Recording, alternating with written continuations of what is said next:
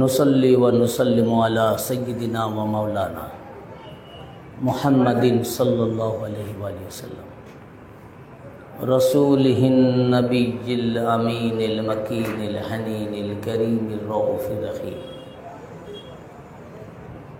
व अला आलिहि त्तय्यिबीन वत्ताहिरीन वल मासूमीन अजमाइन खुसूसन अला सय्यिदिनल गौसिल आज़म अला जद्दिही नबीना व अलैहिस्सलातु वस्सलाम फ़क़द क़ाल अल्लाहु तबारक व तआला फ़िल क़ुरआनिल मजीद वल फ़ुरक़ानिल हमीद फ़अऊज़ु बिल्लाहि मिनश शैतानिर रजीम बिस्मिल्लाहिर रहमानिर रहीम क़ुल ला अस्अलुकुम अलैहि अजरन इल्लल मवद्दत फ़िल क़ुरबा सदक़ल्लाहुल मौलानाल अज़ीम व सदक़ रसूलुहुन नबियुल करीम फ़अऊज़ु बिल्लाहि मिनश शैतानिर रजीम बिस्मिल्लाहिर रहमानिर रहीम इन्नल्लाह व मलाइकतहु युसल्लूना अलन नबी या अय्युहल्लज़ीना आमनू सल्लु अलैहि व सल्लिमू तस्लीमा अल्लाहुम्मा सल्लि अला सय्यिदिना व मौलाना व नबियना व शफ़ीअना मुहम्मदिन मादिनिल जूद वल करम व अला आलिहि व बारिक व सल्लिम अला सय्यिदिनल गौसिल आज़म व अला वलदिही सय्यिदिना मुर्शिदिनल मुकर्रम अल्लाहुम्मा सल्लि अला सय्यिदिना व मौलाना व नबियना व शफ़ीअना मुहम्मदिन मादिनिल जूद वल करम व अला आलिहि व अस्हाबिहि व बारिक व सल्लिम व अला सय्यिदिनल गौसिल आज़म व अला वलदिही सय्यिदिना मुर्शिदिनल मुकर्रम। मुअज़्ज़ज़ सामिईन किराम, उपस्थित समस्त आशिकान मुस्तफ़ा, मुहिब्बान अहले बैत किराम व गोलामान हजरत गौस आज़म, खास करे आमार सकल पीर भाई और पीर बोन, एछाड़ा एखाने उपस्थित एवं दूरवर्ती सकल सजीवबृंद, आपनादेर सकलके जानाई आज 30 श्रावण बड़ हुजूर पाक सैयदी व मुर्शिदी व सैयद सनदी सैयदना हजरत सैयद शाह रशीद अली अल क़ादरी अल हसनी अल हुसैनी अल बगदादी अलैहिस्सलाम पाकेर उर्स पाकेर मुबारकबाद एवं जानाई अस्सलामु आलैकुम व रहमतुल्लाहि व बाराकातुहु।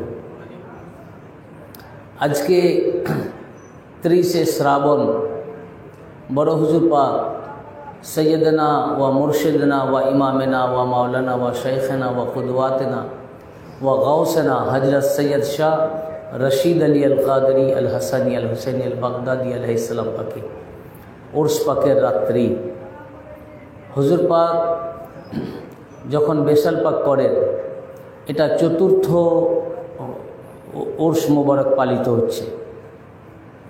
सेदिन ओटा मुहर्रम पाकेर मास छिलो एवं मुहर्रम पाकेर 6 तारीख छिलो और बांगला 30 श्रावण छिलो, इंग्रेजी 16 आगस्ट छिलो। तो एखन এই বাংলা হিসাবে 30 শ্রাবণ হুজুর পাকের এই উরস পাক আমাদের এই মেদিনীপুর জোড়া মসজিদ ও মাজার শরীফে এই বাংলা তারিখ হিসাবে এই উরস পাক উদযাপিত হচ্ছে। বড় হুজুর পাক সকল মুরিদানের কাছে বড় হুজুর পাক নামে খ্যাত এবং সাজরা শরীফে আপনারা দেখেছেন উনি যে লাকাবে ভূষিত ছিলেন সেটা হচ্ছে আল গাউস ওয়াল মাসুম। এটা বড় হুজুর পাকের বিশেষ একটা লাকাব। যেমন এক একজনের একটা বিশেষত্ব থাকে, বিশেষ একটা মানে লাকাব থাকে, কিন্তু সব লাকাবেরই মোটামুটি অর্থ একই ধরনেরই হয়। যেমন গৌসে সানি পাক, ওনার লাকাব হচ্ছে গৌসে সানি, মানে দ্বিতীয় গৌস। গৌসে সানি মানে দ্বিতীয় গৌস, মানে গৌস আর কি। হুজুর গৌস পাককে গৌস বলা হয়, ইনাকেও গৌস। पूर्णिया शरीफर हजरत पाकेर लकब कुतुबे बाड़ी কুতুবে বাড়ি মানে আল্লাহর কুতুব। আর কুতুব হচ্ছে গস বলে আলাদা কোনো র্যাঙ্ক, অলি আল্লাহদের আলাদা কোনো র্যাঙ্ক হয় না। যত অলি আল্লাহদের র্যাঙ্ক রয়েছে, যেমন আবদাল, আওতাদ, নোজাবা, নোকাবা, আরেফ, কুতুব, এগুলো সব এক একটা র্যাঙ্ক। আবদাল একটা র্যাঙ্ক, আরেফ একটা র্যাঙ্ক, আওতাদ একটা র্যাঙ্ক, নোজাবা একটা র্যাঙ্ক, নোকাবা একটা র্যাঙ্ক, আরেফ, আবেদ, তারপর কুতুব, এগুলো এক একটা অলি আল্লাহর এক একটা র্যাঙ্ক আছে। তো সর্বোচ্চ র্যাঙ্কটার নাম হলো কুতুব। সবচেয়ে টপ র্যাঙ্ক যেটা, সেটা কুতুব। কুতুবিয়াতের পর আর কোনো দরজা নাই। অলি আল্লাহদের যে র্যাঙ্ক রয়েছে এর উপরে আর কোনো র্যাঙ্ক নাই। তো এই কুতুব, তার গসটা কি? এই কুতুবদের মধ্যে, কুতুব হয়তো অনেক কুতুব রয়েছেন, হয়তো 70 জন কুতুব আছেন বা তারও বেশি কুতুব রয়েছেন। তো এই কুতুবদের মধ্যে যিনি মোস্ট অফ দ্য সিনিয়র, যিনি এই কুতুবদের কুতুব, যিনি, যাকে দেওয়ান পাকের ভাষায় বলা হয়েছে কুতুবুল আকতাব, দাওয়ারে হর দু জাহাঁ হজরতে গৌসু সাকালাইন, সরওয়ারে কৌন ও মাকা হজরতে গৌসু সাকালাইন। এই দেওয়ান পাকের মধ্যে শাহিন সাহেব বাগদাদ পাককে বলা হয়েছে, মৌলা পাক বলেছেন, আপ হ্যাঁ কুতুবে আকতাবে জামা হজরতে গৌসু সাকালাইন। আপনি জামানার সমস্ত কুতুবদের কুতুব রয়েছেন। তো সকল কুতুবদের কুতুব যিনি, তিনাকে গস বলা হয়। তার মানে গসের কুতুব, গসের যেটা র্যাঙ্ক সেটা কুতুব। গসদের ভিতরে যিনি বাদশাহ, কুতুবদের ভিতরে যিনি বাদশাহ, তাকে গস বলে। মদদগার, সাহায্যকারী, हर कुतुब के जिन्हें मदद करছেন, हर औलिया किराम के जिन्हें मदद करছেন, हर अब्दाल अवताद नुजाबा नुकाबा आरेफ आबेद সবাইকে যিনি মদদ করছেন তাকে বলা হচ্ছে গৌস, মদদগার, সাহায্যকারী, কুতুবুল আকতাব। তো গৌসটাও হচ্ছে একটা কুতুব, কুতুবিয়াতের র্যাঙ্ক। তার কুতুব মানে গৌস যিনি হন, তিনার র্যাঙ্কটার নাম কুতুব। এই জন্য গৌস পাককে কুতুব বলা হয়েছে, কুতুবুল আকতাব। আমাদের তো যেটা বলছিলাম, পূর্ণিয়া শরীফের হজরত পাককে বলা হয় কুতুবে বাড়ি, মানে আল্লাহর কুতুব। তো কুতুব এটা হচ্ছে গৌসিয়াতেরই একটা র্যাঙ্ক। তাহলে গৌস সানি পাকের নামের লাকাবের যে অর্থ হলো, এটাও ওই একই টাইপের অর্থ হলো। কুতুবে বাড়ি পাকের সৈয়দনা যে সৈয়দ রওশন আলী আল কাদেরী আলাইহিস সালাম, উনার যিনি শাহজাদা পাক, তার লাকাব সৈয়দনা যে সৈয়দ তোফায়েল আলী আল কাদেরী আলাইহিস সালাম, তিনাকে কি বলা হয়? কুতুবে রব্বানি। তো কুতুবে রব্বানি মানে আল্লাহর কুতুব, বুঝেছেন না? কুতুবে বাড়ি মানে আল্লাহর কুতুব, কুতুবে রব্বানি মানেও আল্লাহর কুতুব। মানে পূর্ণিয়া শরীফ হযরত পাকের যে লাকাব, এনারও একই লাকাব, শুধু উচ্চারণটা আলাদা হলো। রব রব রব থেকে রব্বানি, তো আল্লাহর কুতুব। তাহলে কুতুব, তাহলে গৌস সানি পাকের লাকাবের যে মানে হলো, কুতুবে বাড়ি পাক পূর্ণিয়া শরীফ হযরত পাকের লাকাবেরও মানে তাই হলো। তারপরে সৈয়দনা যে সৈয়দ তোফায়েল আলী আল কাদেরী আলাইহিস সালাম, তিনারও নামের মানে তাই একই হলো, লাকাবের মানে। এক একজনকে এক একটা আলাদা আলাদা নামে একটা স্পেশাল দেওয়া হয়েছে, কিন্তু মুদ্রা কথা মানে সব স্পেশাল যে লাকাবগুলো দেওয়া হয়েছে সবগুলোই এক। তারপরে যিনি আলা হুজুর পাক, যিনি এখানে মেদিনীপুর শরীফে শুয়ে রয়েছেন, মসজিদ গম্বুজ শরীফের নিচে, সৈয়দনা হযরত সৈয়দ শাহ মেহরে আলী আল কাদেরী আল হাসানি আল হুসেন আল বাগদাদি আলাইহিস সালাম, ইনার লাকাব হচ্ছে আলা হুজুর পাক। তো আলা হচ্ছে আলা শব্দের সুপারলেটিভ ডিগ্রি, বুঝেছেন না? আমাদের আরবি ভাষায় বলে ইসমে তাফজিল। তো আলা মানে সর্বোচ্চ, যিনি সবচেয়ে উঁচা। আউলিয়া কেরামদের মধ্যে জিনার র্যাঙ্ক, জিনার রুতবা, জিনার মার্তাবা, জিনার উচ্চতা সবচেয়ে উঁচা, আলা মানে আলা হজরত, আলা হুজুর, ওনাকে বলা হয় আলা হুজুর পাক, মানে সবচেয়ে উঁচা হুজুর পাক, যার রুতবা, জিনার মর্যাদা, জিনার মার্তাবা সবচেয়ে উঁচা। এবার আপনি বলুন, সবচেয়ে উঁচা কোন ওলি আল্লাহর র্যাঙ্ক? সবচেয়ে উঁচা র্যাঙ্ক কোন ওলির? হুজুর গৌস পাকের, মানে গৌসের। গৌসটা কোন র্যাঙ্কের? কুতুবিয়াতের র্যাঙ্কের। তার মানে আলা হলেন যিনি কুতুবুল আকতাব, তিনি হলেন আলা। যিনি, আর কুতুবুল আকতাব মানে গস, তিনি হলেন আলা। তাহলে আলা হুজুর পাককে আলা হুজুর বলার মাধ্যমে তাকে গসই বলা হলো। এটা এই আলা শব্দটা গৌসিয়াতেরই একটা মানে লাকাব বলা যায়। গস হচ্ছে আউলিয়া কেরামের মধ্যে সবচেয়ে আলা হচ্ছেন তো কুতুব বা গস, সবচেয়ে আলা। আর সৈয়দনা মেহের আলী আল কাদরি আলাইহিস সালামকে বলা হচ্ছে আলা হুজুর পাক, আলা হুজুর পাক। তো আলা তাকেই বলা হয় যিনি গস, যিনি কুতুব। তাহলে এখানে আলা হুজুর পাকেরও লাকাব গস। মুদ্রা কথা সবগুলোরই কিন্তু লাকাব একই আসছে, এক একজনকে স্পেশাল আলাদা আলাদা ভাবে বলা হয়। অনুরূপভাবে তার শাহজাদা পাক সৈয়দনা হযরত সৈয়দ শাহ মুর্শিদ আলী আল কাদরি আল হাসানি আল হুসাইন আল বাগদাদি আল হাসান, ওনাকে বলা হয়, ওনার লাকাব হচ্ছে কি নামে আমরা ডাকি বলুন? মাওলা পাক। তো মাওলা কি? মাওলাটা কি? মান কুনতু মাওলাহু ফাআলিয়ুল মাওলাহু। রাসূল পাক সাল্লাল্লাহু আলাইহি ওয়া সাল্লাম গাদির হুকুমে মাওলা আলী আলাইহিস সালামের জন্য বলেছিলেন, আমি যার মাওলা আলী তার মাওলা। তাহলে এই মাওলা শব্দের মানে কি? এখন কোন মৌলবি বলছে মাওলার অনেক অর্থ আছে। মাওলা মানে দোস্ত, মানে মাওলার এক অর্থ হলো দোস্ত, মাওলার এক অর্থ হলো মালিক, মাওলার এক অর্থ হচ্ছে প্রতিবেশী, প্রতিবেশীকেও মাওলা বলে। মাওলার এক অর্থ হচ্ছে প্রতিবেশী, আবার মাওলার অর্থ হচ্ছে প্রভু, আবার মাওলার অর্থ হচ্ছে মালিক, আবার মাওলার অর্থ হচ্ছে গোলাম। উল্টো মানে এতগুলো মানে। এখন যেমন আমি যার কাছে পড়তাম, আমার এক শিক্ষক মশাই, আমি যখন তার কাছে পড়াশোনা করতাম, আমাকে উনি বললেন, আমি নাম বলছি না, তিনি বললেন এটার মানে হলো আমি যার মাওলা আলী তার মাওলা। তার মানে আমি যার দোস্ত আলীও তার দোস্ত, আমি যার দোস্ত আলীও তার দোস্ত। তা আমি তখন বললাম ওনারা হচ্ছেন হযরত আবু বকর, হযরত আবু উমরের তো খুবই ভক্ত, আমরাও হযরত আবু বকর উমরকে ভালোবাসি। তো আমি বললাম যে তাহলে আমি যার দোস্ত আলী তার দোস্ত, তাহলে রসুল্লাহ যার দোস্ত আবু বকর তার দোস্ত না, হযরত উমর তার দোস্ত না, হযরত ওসমান তার দোস্ত না, তাহলে কি রসুল পাক যার দোস্ত হযরত আবু বকর তার দুশমন? আচ্ছা, আর একটি বললাম যে আমি যার মাওলা আলী তার মাওলা, আমি যার দোস্ত আলীও তার দোস্ত, এই অর্থ যদি হয়, তো পৃথিবীতে কোন মানুষ আল্লাহর নবীকে আমার দোস্ত বলে ডাকতে পারে?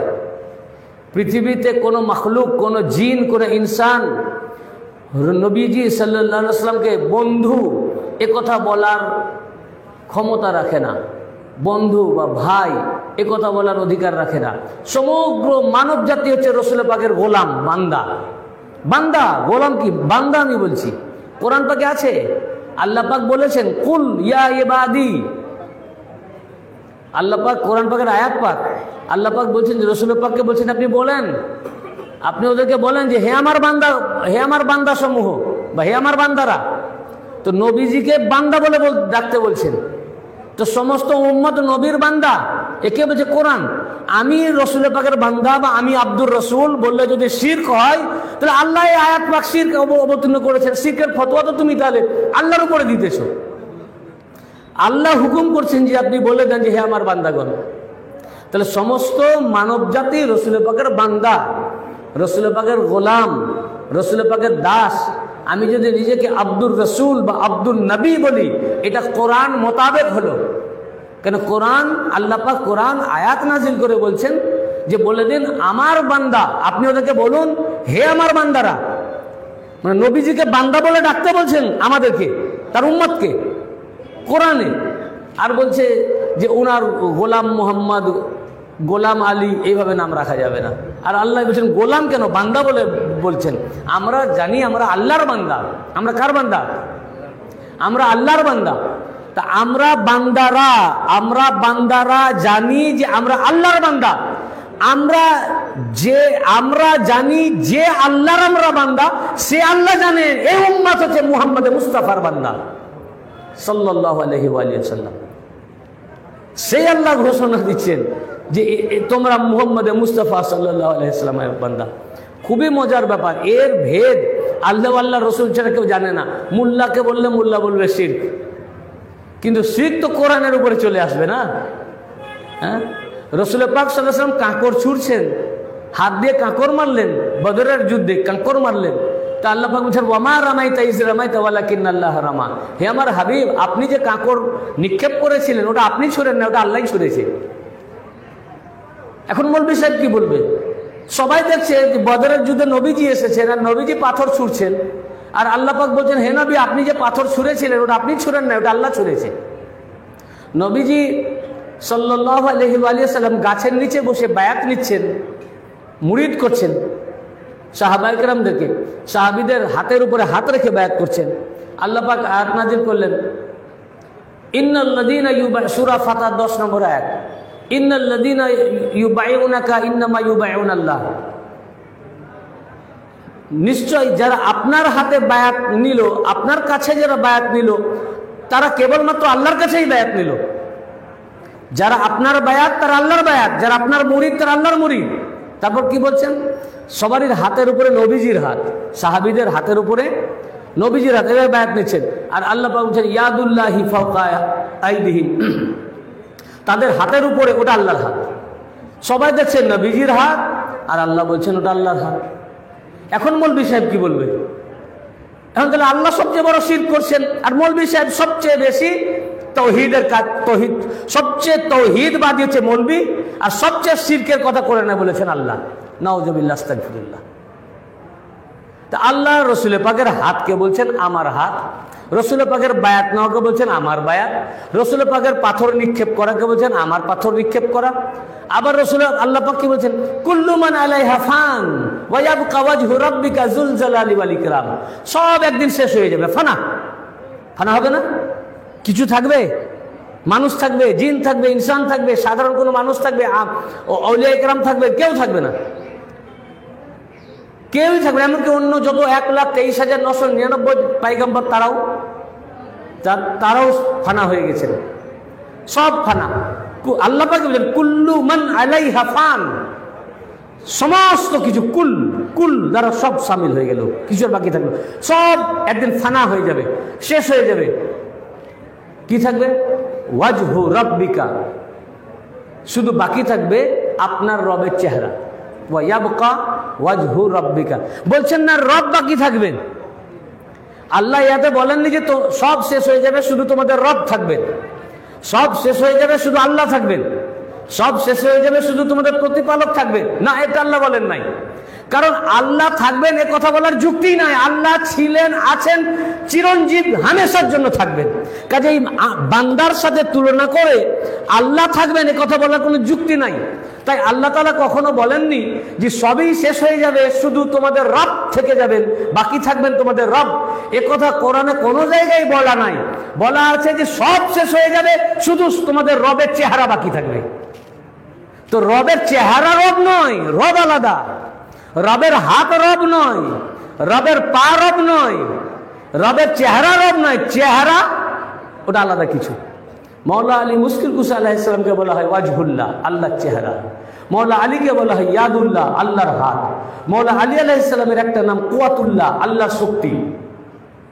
বুঝেছেন না? এখন মৌলভী সাহেব যদি এগুলো না মানতে চায় তা আমাকে মৌলভী বুঝান আল্লাহর চেহারা কি।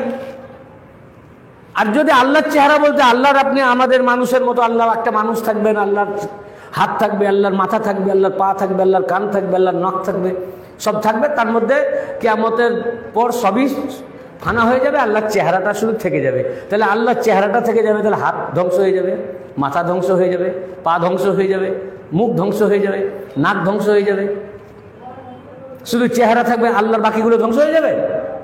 তো এটাও তো আল্লাহর রবুবিয়াতের এবং আল্লাহর উলুহিয়াত ও তাওহীদের শানের খেলাফ, যে আল্লাহর আপনি একটা অংশকে বলছেন শেষ হয়ে যাবে, একটা অংশ থাকবে। তো এটা আমি মৌলভী সাহেবদেরকে বলি যে আমরা যে বলি ওয়াজহুল্লাহ আল্লাহর চেহারা, মৌলা আলী আলাইহিস সালাম, তো আপনি যদি মৌলা আলীকে না মানতে চান যে ওয়াজহুল্লাহ, তা আপনি আমাকে বোঝান যে আল্লাহর চেহারা বাকি থাকবে। আল্লাহর চেহারা তো আল্লাহ না, এটা কি বা এটা কে, ইনি কে, সেটা বোঝান। ইনারাই হচ্ছেন রসুল পাক, মৌলা আলী, ফাতেমা, হাসান, হোসেন, পাক পাঞ্জাটা আহলে বাইতে কেরাম আলাইহিমুস সালাম। কারণ আহলে বাইতে কেরাম আল্লাহর নূর থেকে। এর উপরে আমি বহু বক্তব্য আপনাদের সামনে দিয়েছি।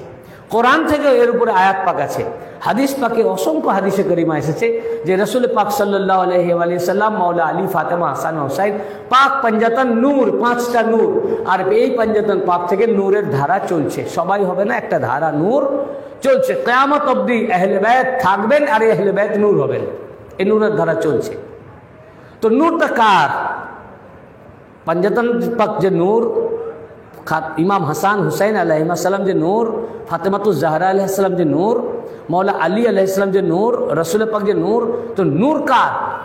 আলাদা তো নূর না। নূর তো শুধু কোরআন বলছে আল্লাহুন নূরুস সামাওয়াতি ওয়াল আরদ, আসমান ও জমিনের একটি নূর আল্লাহ।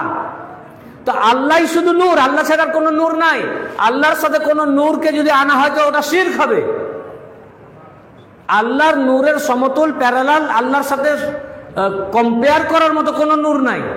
নূর একটাই, আল্লাহু, সূরা নূরের 35 নম্বর আয়াত, আল্লাহু নূরুস সামাওয়াতি ওয়াল আরদ, আল্লাহ আসমান জমিনের নূর আল্লাহই, আর কোনো নূর নাই। আসমানের নূর, জমিনের নূর আল্লাহ। মাসালু নূরিহি কামিসকাতিন ফিহা মিসবাহ, আর এই নূরের মিসাল হচ্ছে যেমন একটা চেরাগ দানের উপরে চেরাগ। এটা রাসূল পাক সাল্লাল্লাহু আলাইহি ওয়াসাল্লামকে বলা হয়েছে। সূরা মায়েদার 15 নম্বর আয়াত আল্লাহ পাক বলেন কদ জাআকুম মিনাল্লাহি নূর, তোমাদের কাছে এসে গেছেন আল্লাহ থেকে একটি নূর, মুহাম্মদ সাল্লাল্লাহু আলাইহি ওয়াসাল্লাম। তো নূর শুধু আল্লাহই, আল্লাহ ছাড়া কেউ নাই। আল্লাহর নূর থেকে একটা নূর সৃষ্টি হলেন, তিনি মুহাম্মদ সাল্লাল্লাহু আলাইহি ওয়াসাল্লাম। এই নূর মুহাম্মদ সাল্লাল্লাহু আলাইহি ওয়াসাল্লাম, ইনি আলাদা কোনো নূর নয়, আলাদা কোনো জাত নয়, ইনি জাতে আল্লাহ, আল্লাহরই নূর আছেন। ঠিক মৌলা আলী আলাইহিস সালাম আলাদা কোনো নূর না, ইনিও জাতে আল্লাহ, আল্লাহর নূর আছে। হাদিস শরীফ আছে মৌলা আলীকে জাতে আল্লাহ বলা হয়েছে, হাদিসে পাক এবং কি সিলসিলাতুল আহাদিসের মধ্যে আহাদিসুস সহিহা, এই কিতাবের মধ্যে নাসিরউদ্দিন আলবানী, যিনি আহলে হাদিসের শায়খ ইমাম, তিনি নাসিরউদ্দিন আলবানী তার সিলসিলাতুল আহাদিস সহিহা কিতাবের মধ্যে হাদিসটি বর্ণনা করার পর এর সনাদ তাহকিক করেছেন যে হাজা হাদিসুন সহিহুন, এই হাদিস সহি। হাদিসটা কি? যে মৌলা আলী আলাইহিস সালামের বিরুদ্ধে একজন শিকায়ত করলো রাসূল পাক সাল্লাল্লাহু আলাইহি ওয়াসাল্লামের কাছে। যখন মৌলা আলী আলাইহিস সালামের বিরুদ্ধে শিকায়ত করলো, রাসূল পাক সাল্লাল্লাহু আলাইহি ওয়াসাল্লাম মেম্বারের উপর দাঁড়িয়ে গেলেন এবং খুতবা দিলেন, এবং সেই খুতবার মধ্যে বলেন খবরদার লা তাশকু আলিয়ান, খবরদার তোমরা আলীর শিকায়ত করো না, তোমরা আলীর শিকায়ত করো না, কারণ লিআন্না আলিয়ুন জাতে আল্লাহ, আলী আলাইহিস সালাম জাতে আল্লাহ আছেন। মৌলা আলী কি আছেন? রাসূল পাক সাল্লাল্লাহু আলাইহি ওয়াসাল্লামের কথা হাদিস বর্ণনা করেছেন, এবং নাসিরউদ্দিন আলবানী তার সিলসিলাতুল আহাদিস সহিহা কিতাবের মধ্যে এই হাদিসকে সহি বলেছেন, সহি বলেছেন, জাতে আল্লাহ। কেন জাতে আল্লাহ? এই জন্য যে আল্লাহর নূর। তো রাসূল পাক আলাদা কোনো নূর না, মাওলা আলী আলাদা কোনো নূর না, ফাতেমা আলাদা নূর না, হাসান হুসাইন আলাইহিসসালাম আলাদা নূর কোনো না, গাউসে পাক আলাদা কোনো নূর না, আমার বড় হুজুর পাক এনারা আলাদা কোনো নূর না। এই খানদান যে আসছেন এনারা আল্লাহর নূর। তো যেহেতু আল্লাহর নূর, এজন্য থাকবেন আল্লাহ, আর আল্লাহর নূর তো কোনো কোনো ধ্বংস হতে পারে না, তাই আল্লাহর নূর বাকি থাকবে। আল্লাহ পাক এটাই বলেছেন যে কুল্লু মান আলাইহা ফান ওয়া ইয়াবকা ওয়াজহু রাব্বিকা যুল জালালি ওয়াল ইকরাম, সমস্ত কিছু একদিন ফানা হবে, শেষ হয়ে যাবে, পৃথিবী প্রলয় হয়ে যাবে, পৃথিবী শেষ হয়ে যাবে, কিন্তু আল্লাহ থাকবেন আর আল্লাহর নূর থাকবে। কি জন্য? আল্লাহ থাকবেন তার হাবিবের উপরে সালাত করার জন্য, আর আল্লাহর নূর থাকবে আল্লাহর ইবাদত করার জন্য। বুঝেছেন না? তো যেটা বলছিলাম আমি, যে রাসূল পাক সাল্লাল্লাহু আলাইহি ওয়াসাল্লাম উনার হাতকে বললেন আমার হাত, উনি কাঁকড় ছুলছেন বলে আমি কাঁকড় ছুললাম, এই যে বলছেন না। তো যেখানে রাসূল পাকের হাতকে উনি বলছেন আমার হাত, রাসূল পাকের কাজকে বলছেন আমার কাজ, রাসূল পাকের মুরিদ করাকে বলছেন আমার মুরিদ, রাসূল পাকের বায়াতকে বলছেন আমার বায়াত, রাসূল পাকের পাথর নিক্ষেপ করাকে বলছেন আমার পাথর নিক্ষেপ করা, আল্লাহ পাক নিজের বান্দাকে বলছেন আপনার বান্দা। কুল ইয়া ইবাদি, আল্লাহ পাক নিজের বান্দাকে বলছেন আমার বান্দা। সেখানে কোন মানুষ বলতে পারে যে আমার বন্ধু? বন্ধু না, সব আল্লাহ পাক বন্ধু বলতে বলেননি। আল্লাহ পাক নবীজিকে বলেননি আমার বন্ধু বলে ডাকেন, বলেন আমার বান্দা বলে ডাকো। কাজে মান কুনতু মাওলাহু ফাআলুল মাওলাহু, মানে আমি যার বন্ধু আলী তার বন্ধু, আমি যার দোস্ত আলী তার দোস্ত, এটা ভুল, এটা মিথ্যা। আমি যার মালিক আলী তার মালিক। তার আরেকটি দলিল দিই, কোরআন শরীফ সূরা আল আহজাব আল্লাহ পাক আয়াত পাক নাজিল করেছেন, আন-নাবিয়্যু আওলা বিল মুমিনিনা মিন আনফুসিহিম, নবী মুমিনদের জানের চেয়েও নিকটবর্তী। আন-নাবিয়্যু আওলা বিল মুমিনিনা মিন আনফুসিহিম, নবী মুমিনদের জানের চেয়েও নিকটবর্তী। আমরা এটা মানে করি, কিন্তু এই আয়াতের তর্জমা আহমদ রাজা খান বরেলভী সাহেব তার কানজুল ইমান ও খাজাইনুল ইরফানের মধ্যে, যেটা নাঈমউদ্দিন মুরাদাবাদী তিনি তাফসীর করেছেন, তো খাজাইনুল ইরফানের মধ্যে লিখেছেন যে আওলা, এই আওলা শব্দের অর্থ মালিক। আওলা শব্দের অর্থ কি? মালিক। তো আহমদ রাজা খান বরেলভী সাহেব কানজুল ইমানের মধ্যে আন-নাবিয়্যু আওলা এর তর্জমা করেছেন, ট্রান্সলেট করেছেন, আন-নাবিয়্যু আওলা বিল মুমিনিনা মিন আনফুসিহিম, নবী পাক মুমিনদের জানের চেয়েও অধিক মালিক। নবী পাক আল্লাহ পাক বলেছেন, এটা আহমদ রাজা খান বরেলভী উনার ট্রান্সলেশন। তিনি আওলার মানে বলছেন আওলা শব্দের অর্থ নিকটবর্তী, এখানে নয়, এখানে আওলা শব্দের অর্থ মালিক। তো আন-নাবিয়্যু আওলা বিল মুমিনিনা মিন আনফুসিহিম, নবী পাক সাল্লাল্লাহু আলাইহি ওয়াসাল্লাম মুমিনদের জীবনের চাইতেও অধিক মালিক। অর্থাৎ আপনার জীবনের প্রতি যে মালিকানা অধিকার রয়েছে তার চেয়েও বেশি অধিকার ও মালিকানা রাসূল পাকের রয়েছে। এই আওলা শব্দের অর্থ মালিক। আর গদিরে খুমে মওলা বলার আগে আওলা শব্দ নবীজি ব্যবহার করেছেন।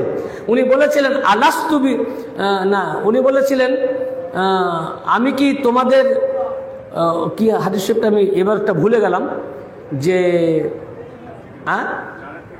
হ্যাঁ হ্যাঁ আমি কি তোমাদের জানের চাইতেও, আমরা তো তর্জমা করি যে আমি কি তোমাদের চাইতেও জানের চেয়েও বেশি নিকটবর্তী না, কিন্তু এখানে আওলা শব্দ এসেছে। রাসূল পাক সাল্লাল্লাহু আলাইহি ওয়াসাল্লাম এই হাদিস মিশকাত শরীফের 565 পৃষ্ঠার মধ্যে এই হাদিস শরীফটি এসেছে, এবং আহমদ ইবনে হাম্বল তার মুসনাদে রওয়ায়াত করেছেন। হযরত বারা ইবনে আযিব রাদিয়াল্লাহু আনহু এই হাদিসের রাবি এবং যায়েদ বিন আরকাম দুইজনে রওয়ায়াত করেছেন। বারা ইবনে আযিব ওয়া যায়েদ ইবনে আরকাম রাদিয়াল্লাহু আনহু ক্বালা নাযালা রাসূলুল্লাহ সাল্লাল্লাহু আলাইহি ওয়া আলিহি ওয়াসাল্লাম, রাসূল পাক সাল্লাল্লাহু আলাইহি ওয়াসাল্লাম অবতীর্ণ হলেন গদিরে খুমে, এবং আখাযা বিয়াদ আলী ফাকালা, মওলা আলী আলাইহিস সালামের হাতকে উঁচু করে তুলে ধরলেন এবং তুলে ধরে বললেন যে আমি কি তোমাদের জানের চাইতেও অধিক মালিক নই? সবাই বললেন কালু বালা। তারপর আবার বললেন আমি কি প্রত্যেক মুমিনের জানের চেয়ে অধিক মালিক নই? তো উনি সকল সাহাবী বললেন যে কেন নয়? কালু বালা, নিশ্চয়ই আপনি আমাদের জানের চেয়ে অধিক মালিক। তারপরে বললেন মান কুনতু মাওলাহু ফা আলিউন মাওলাহু, আমি যার মাওলা আলী তার মাওলা। তাহলে নিজের জন্য আওলা শব্দ ব্যবহার করলেন, যার অর্থ আহমদ রাজা খান বরেলভী সাহেব বললেন মালিক। এরপরে বলছেন আমি যার মাওলা আলী তার মাওলা। তার মানে এখানে অর্থ হচ্ছে যে আমি কি তোমাদের জানের চেয়ে অধিক মালিক নই? এরপরে বলছেন আমি যার মাওলা আলী তার মাওলা, অর্থাৎ আমি যার যার মালিক আলী তার মালিক। এখানে মাওলা মালিক অর্থে। রাসূল পাক সাল্লাল্লাহু আলাইহি ওয়াসাল্লাম আমাদের মালিক, মাওলা। এইবার পাক পঞ্জাতন আতহার তিনিও আমাদের মাওলা, হুজুর গৌস পাক মাওলা। এই জন্য সবচেয়ে আউলিয়া কেরামদের মধ্যে সবচেয়ে টপ র্যাঙ্কের নাম হচ্ছে গাউসিয়াতের র্যাঙ্ক। এটাকে কুতুবুল আকতাব বলা হয়, সবচেয়ে টপ র্যাঙ্ক। তো আলা হুজুর পাককে আলা হুজুর বলা হয়, মৌলা পাককে মৌলা বলা হয়। তো মৌলা মানে যিনি সবচেয়ে উঁচা, টপ র্যাঙ্ক। রাসূল পাক যার মালিক, মৌলা আলী তার মালিক, মেদিনীপুরে মৌলা পাকও তার মালিক, এই জন্য ওনাকে মৌলা পাক বলা হয়।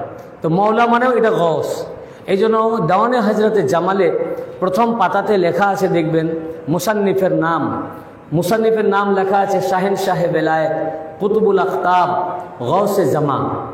এই যতগুলো, তারপরে মৌলা পাকের নাম সৈয়দনা হযরত সৈয়দ শাহ আলী আব্দুল কাদের শামসুল কাদরি আল মারুফ বি সৈয়দ শাহ মুর্শিদ আলী আল কাদরি আলাইহিস সালাম।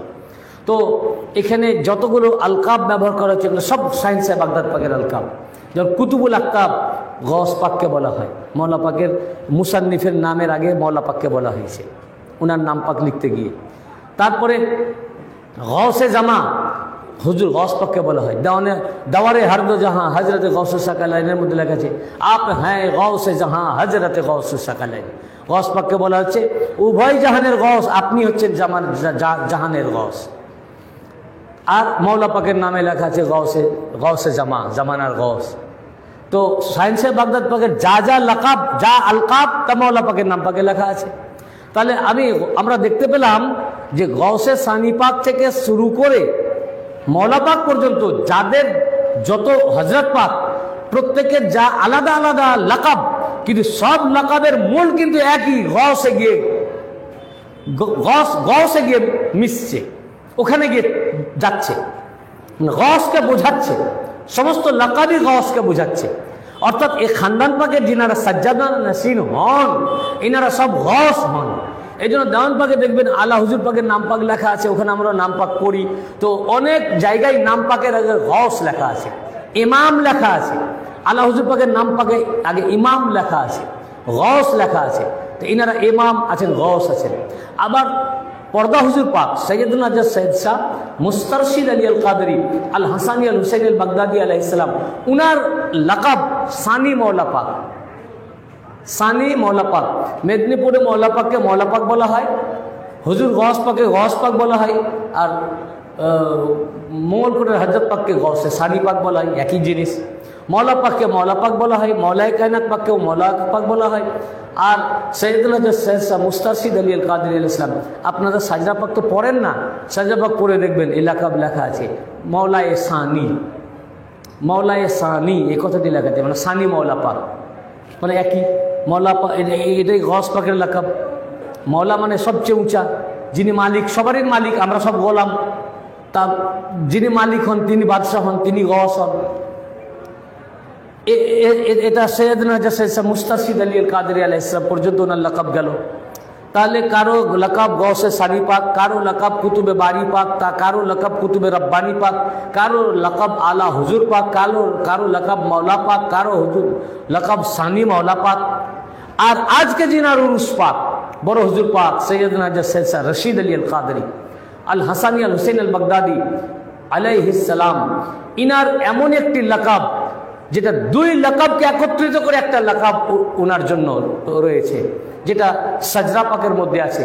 সেটা বড় হুজুর পাকের নাম পাকের আগে দেখবেন লেখা আছে আল গৌস ওয়াল মাসুম সৈয়দনা হযরত সৈয়দ শাহ রশিদ আলী আল কাদরি আল হাসানি আল হুসাইন আল বাগদাদি আলাইহিস সালাতু ওয়াস সালাম। তো বড় হুজুর পাকের লাকাব গৌস এবং মাসুম, গৌস এবং মাসুম। মাসুম ইনারা সবাই, প্রত্যেকেই মাসুম। আহলে বাইত যারা, তারা মাসুম, হার আহলে বাইত মাসুম।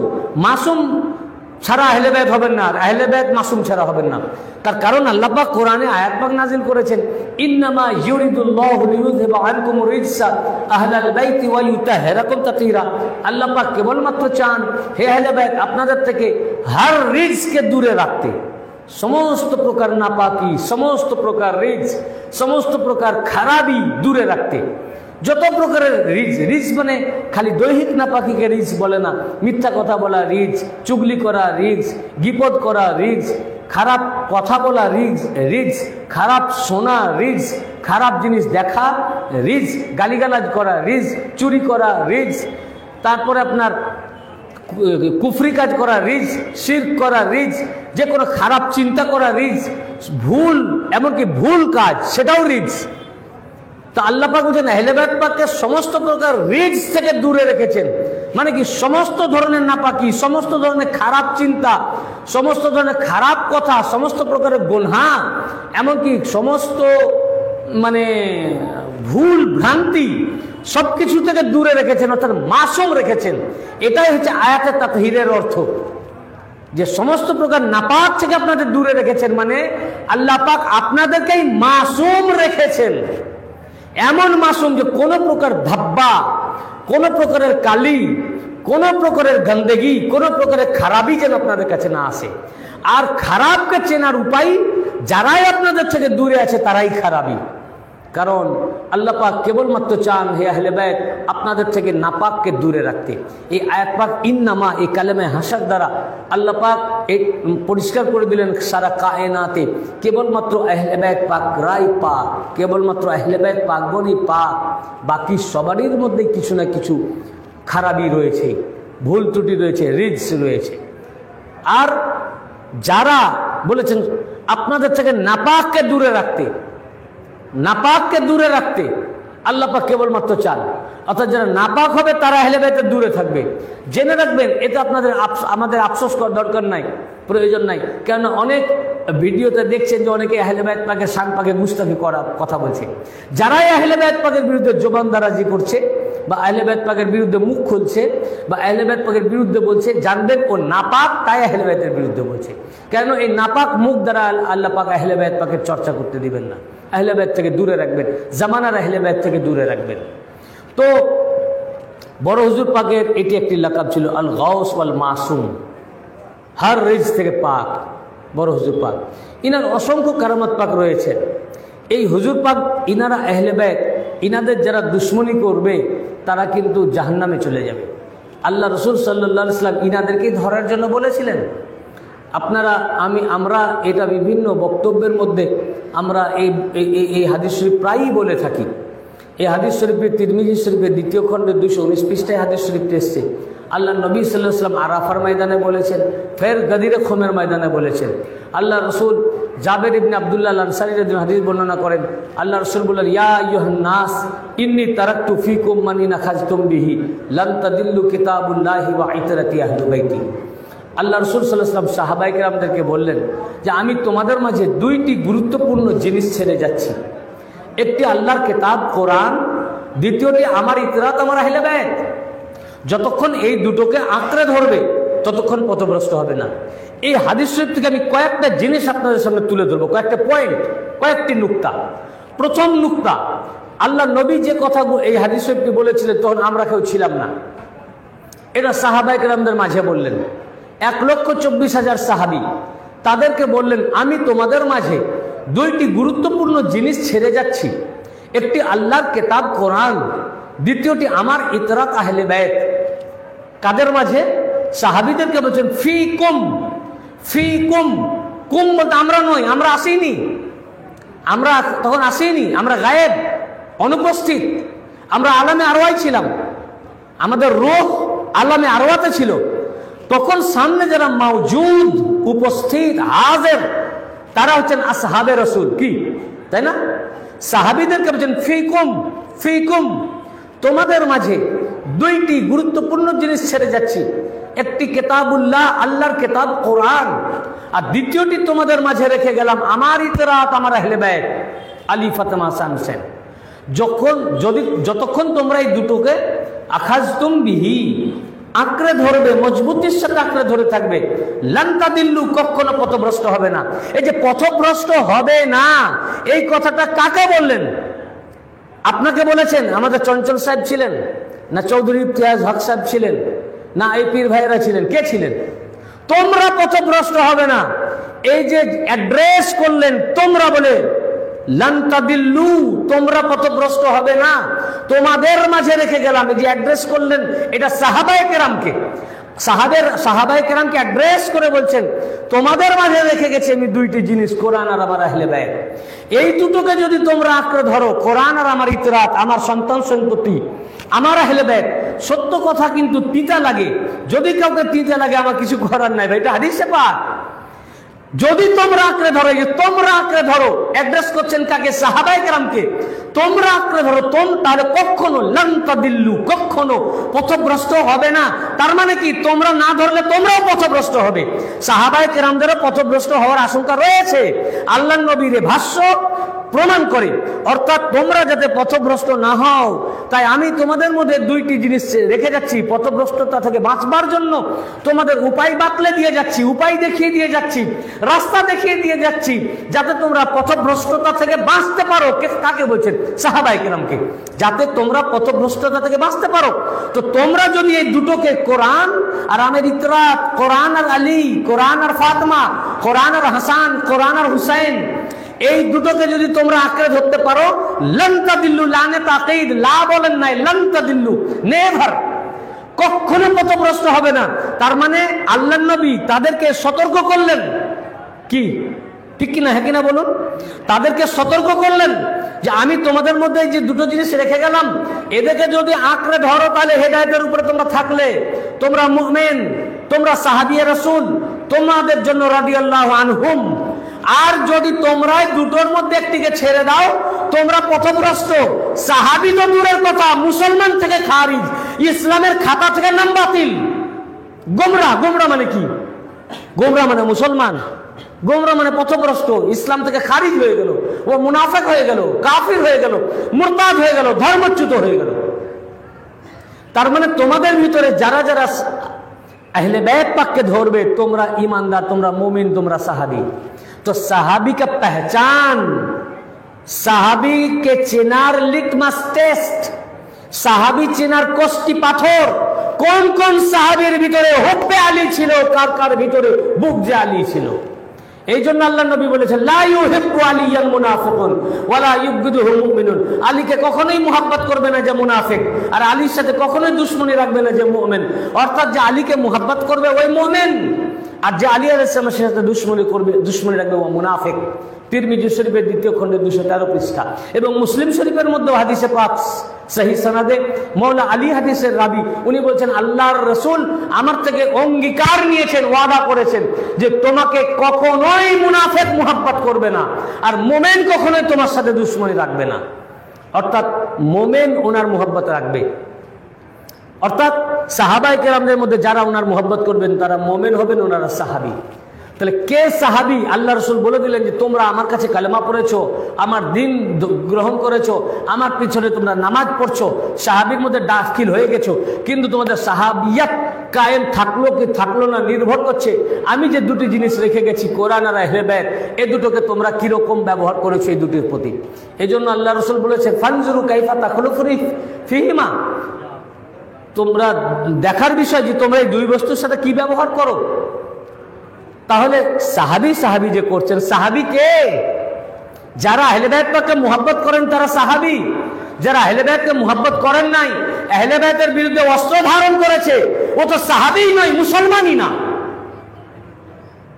ওরা মুসলমানই না। আর যারা আহলে বাইতকে মুহাব্বত করেছে তারা সাহাবী, তারা আমাদেরও মাথার তাজ, তারা রাদিয়াল্লাহু আনহু, তাদের উপরে আল্লাহ সন্তুষ্ট, আল্লাহ তাদের উপরে সন্তুষ্ট। এখানে একটি পয়েন্ট গেল। 2 নম্বর পয়েন্ট, আল্লাহ নবী বললেন কোরআনের সাথে রেখে গেলাম আমার ইতিরাতকে, সাহাবী বলেন নাই। কারণ কি? কারণ সাহাবীরও ঈমান নির্ভর করছে আহলে বাইতকে মানা ও না মানার উপরে। ফলে সাহাবিয়াত ঈমানের মাপকাঠি নয়। সাহাবীকে আমরা মুহাব্বত করব যেহেতু নবীজির সোহবত এখতিয়ার করেছেন, নবীজির সোহবত এখতিয়ার করেছেন, আমরা তাদেরকে ইজ্জত করি, সম্মান করি, তাজিম করি, কিন্তু তাদেরকে নয় যারা সোহবত এখতিয়ারের পর আহলে বাইতের সাথে দুশমনি করেছে। দেখতে হবে যে কারা কারা আহলে বাইত পাককে মুহাব্বত করেছে। তো আহলে বাইত বললেন কেন? এই যে বললেন কোরআন, তো এটা তো সাহাবীদেরকে বলে গেলেন, সাহাবীদেরকে যে বলে গেলেন যে আমি দুটো জিনিস রেখে গেলাম, কোরআন আর আহলে বাইত। তা আহলে বাইত যখন বললেন, কোরআন বললেন আর আহলে বাইত বললেন, তো 1 নম্বরে বললেন কোরআন। তো কোরআন যখন বললেন তার মানে জানতে হবে যে কোরআন কিয়ামত অবধি থাকবে। থাকবে কি থাকবে না? কিয়ামত অবধি যদি কোরআন না থাকে তাহলে কোরআনকে আপনি ধরবেন কি করে? যদি এখনকার যুগে কোরআন না থাকে আপনি কোরআন পড়বেন কি করে? আল্লাহ নবীজি কোরআন ধরতে বললেন, তো কোরআন ধরবেন কি করে? তাহলে তো এই জামানায় কোরআন না থাকলে তো আপনি পথভ্রষ্ট। তাহলে কোরআন রেখে গেলাম নবীজি যখন বলেছেন, এটার মধ্যে ফিহিল হুদা ওয়ান নূর, এটা হেদায়েত ও নূর রয়েছে এবং একে আঁকড়ে ধরলে পথভ্রষ্ট হবে না। এর অর্থ দুনিয়া যতদিন থাকবে কোরআন ততদিন থাকবে, মানুষ যতদিন থাকবে কোরআন ততদিন থাকবে, কিয়ামত যতদিন হবে না ততদিন কোরআন থাকবে। এবার নবীজি বললেন কোরআনের সাথে আরেকটি পাশাপাশি রেখে রাখলাম, সাহেবে কোরআন আমার আহলে বাইত। এখন কোরআন যখন কিয়ামত অবধি থাকবে, দ্বিতীয় আরেকটা যেটা রেখে গেলেন সেটাও কিয়ামত অবধি থাকতে হবে। যদি না থাকে তো নবীজি বললেন আমি তোমাদের মাঝে এই দুটি জিনিস রেখে গেলাম, কোরআন আর আমার আহলে বাইত, এই দুটোকে যদি আঁকড়ে ধরো তাহলে কখনো পথভ্রষ্ট হবে না। তাহলে যদি আহলে বাইত কিয়ামত অবধি না থাকে, উনারা না থাকেন, যদি এই জামানায় না থাকেন, তাহলে আপনি এই জামানায় আহলে বাইত ধরবেন কি করে? ধরে নিন কয়েক সেকেন্ডের জন্য এই জামানায় আহলে বাইত নাই, পৃথিবী থেকে আহলে বাইতকে আল্লাহ পাক তুলে নিয়েছেন, আর নাই। আগে ছিলেন, এখন আর আহলে বাইত পৃথিবীতে নাই, এখন আর নাই, আর কিয়ামত অবধি থাকবেন না। তাহলে এখন যদি আহলে বাইত নাই, তাহলে আপনি ধরবেন কাকে? তার ধরার কেউ নাই। আর যখন আহলে বাইত নাই, ধরার নাই, আল্লাহ নবী বলেছেন আহলে বাইতকে ধরো তো পথভ্রষ্ট হবে না। তাহলে আহলে বাইত যাদেরকে ধরলে পথভ্রষ্ট হবে না তারাই নাই, তো ধরবো কাকে? তাহলে আমরা পথভ্রষ্ট। তাহলে জানতে হবে আহলে বাইত যখন নাই তখন থেকে আর একজনও ইমানদার থাকবে না। আহলে বাইত পাক যদি না থাকেন তাহলে পৃথিবীতে একজনও ইমানদার থাকবে না, কেন কাকে ধরবেন?